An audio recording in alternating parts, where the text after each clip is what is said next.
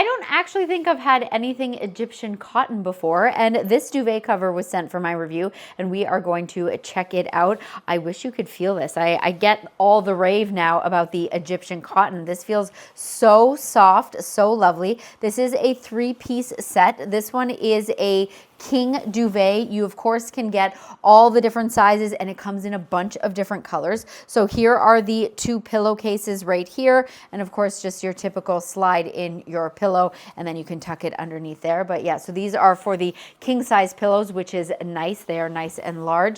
And this duvet, I am hoping, I think it does have a zipper. Those are my favorite kind of duvets, where the closure is an actual zipper. Let's go ahead and try and find that. And we're going to just kind of see, obviously this is large because it is the king. And oh, is this, did I find it? Is this, no? My goodness, it's just so large I can't even find how we open or close it. Give me a second here. No, that's probably the top. Let's go all the way around here. Oh, it's so soft though. This is so nice. I'm just picturing this on my bed right now. And oh, I feel like I feel it inside here. Oh, it's like hidden.